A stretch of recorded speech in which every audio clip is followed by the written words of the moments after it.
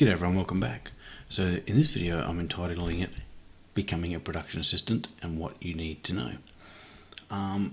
Production assistants, or PAs as they're called, are very important on a film set. Although they're classed as the bottom of the totem pole, and a lot of them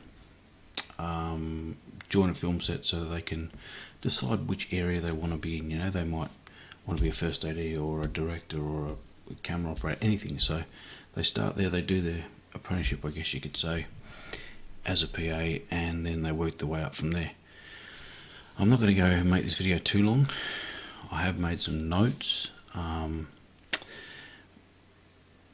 of the main things that you need as a PA is what they call a surveillance mic. Now, what a surveillance mic does is you get a two-way when you're on set, because you're always doing things. So the surveillance mic is actually the little earpiece and mic that plug into the two-way. It goes into your ear, and then that way you can be anywhere on set and they can get hold of you.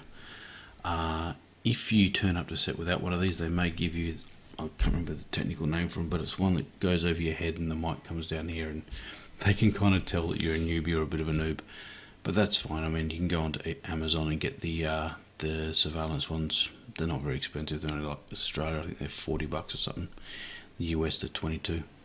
Some other good things to have on set is a Sharpie. Always have a Sharpie with you, because you know you'll be labeling coffee bottles. You'll be labeling food. If food comes in, you'll be putting names on it. You want to take orders. You might not have paper on you.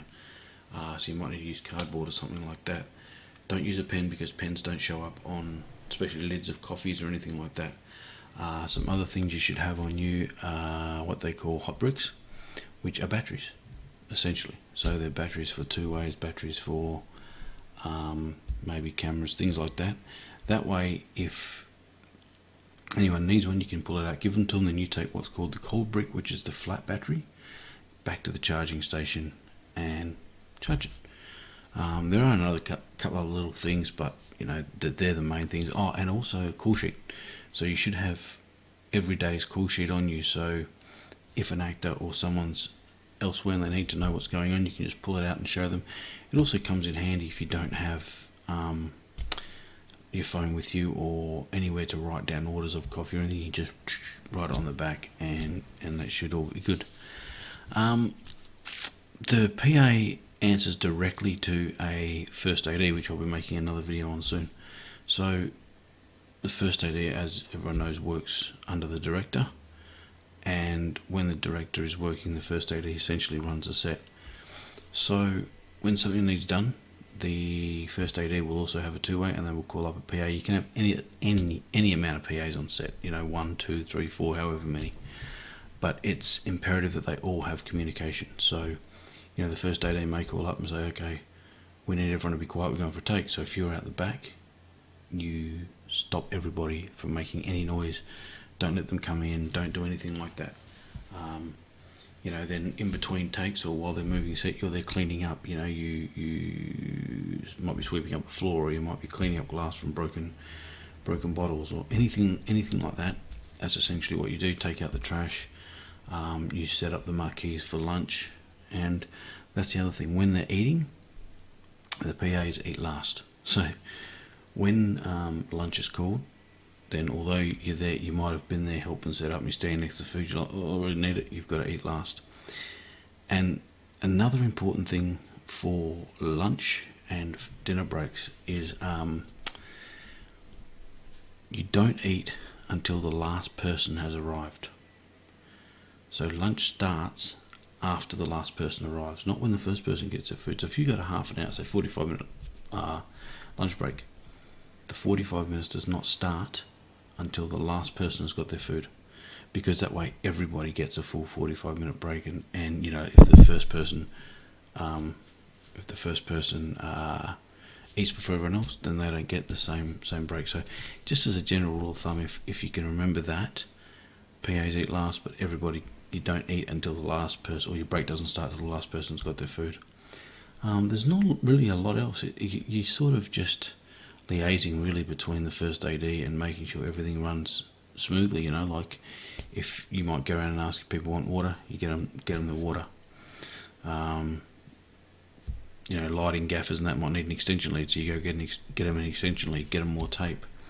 Whatever anyone needs, that's what your job is there for. And you are the PAs are the last to leave set. So when everyone's left set, you might be doing a 12-hour day, ends up being a 13-hour day because you spend another hour cleaning up, taking out the trash, sweeping the floors, mopping the floors, making sure they're all clean. If you're filming in the one location, it's not so bad because then, you know, you're just back there the next day. But if you're in multiple locations, then you've got to make sure everything's packed away. Everyone's doing what they want to do. You're in communication with the other PAs. Usually you have a key PA, so like a head production assistant, and then they have others that sort of work under them. There's also a number, it's 10-1. So if you need to go to the bathroom, you don't say to them, I'm going, you know, I'm peeing or I'm going to do a poo. You say, I'm 10-1, then that way they know you're either getting stuff, so you're getting batteries or you're getting drinks or you're in the loo or whatever. They know you're offset and you're not available, so they will then get another PA to do what they do what they need. Besides that, there's not really much else.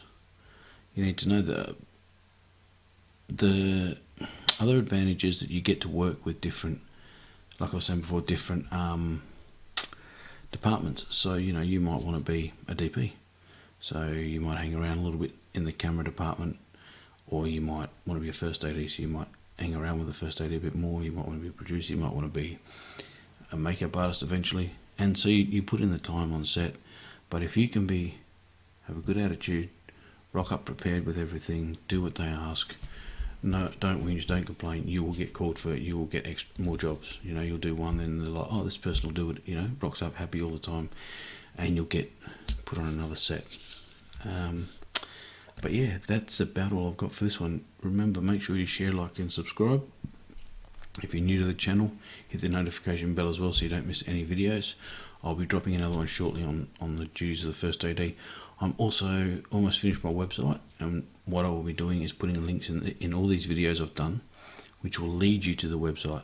On that website, it's going to have more. I'm going to go into more detail on these subjects. So, for example, with a DP, okay, they have first AC, second AC, focus puller, clapper loader, you know, all those sorts of things. So I'll go into a lot deeper aspect of every head of department and the people that are under them on my website. When it's ready, I'll put the link in.